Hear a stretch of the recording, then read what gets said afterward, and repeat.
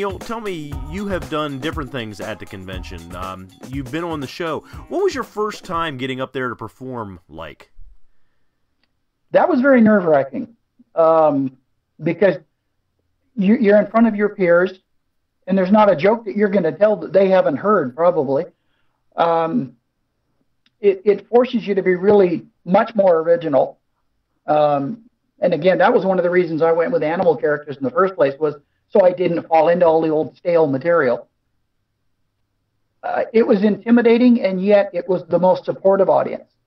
You know, when I'm having people like Jay Johnson stop me in the hallway to tell me how much they enjoyed it, or Sammy King telling me it was really funny, you know, you just kind of float down the hall after that, you know. Mm-hmm. So, and then you've also done the, you've instructed at the Junior Vent University. Can you tell us a little bit about your experience with that? That was a lot of fun.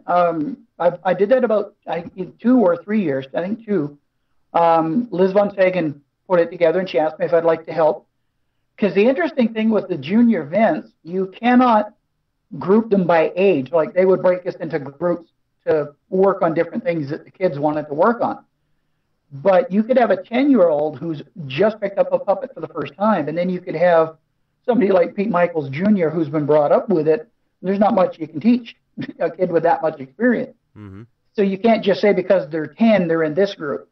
So we actually had them broken into learning the absolute basics, to learning how to write their scripts, to find out who their characters were, not just pick up the puppet and do the hi, how are you, back and forth thing. So it was a really interesting experience. And then at the end of the session, we would generally have somebody, I think Dan Horn came in one time and did a manipulation with them.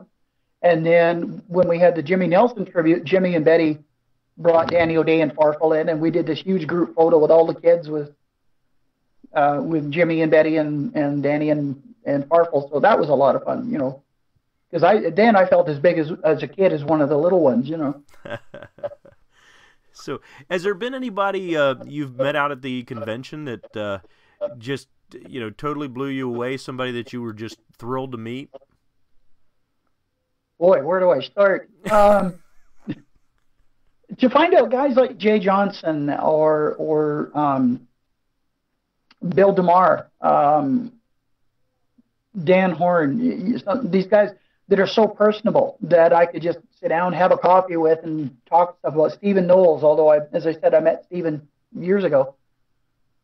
But it's not just the big names. What I've always been impressed with, I mean, this is where we met, was at Vent Haven, and I said to my wife all the time, I've got more friends around the world than I do here because of the friends that I've met through the convention. You know, Pete Michaels and I have become very, very good friends, and you know, it's been a wonderful experience.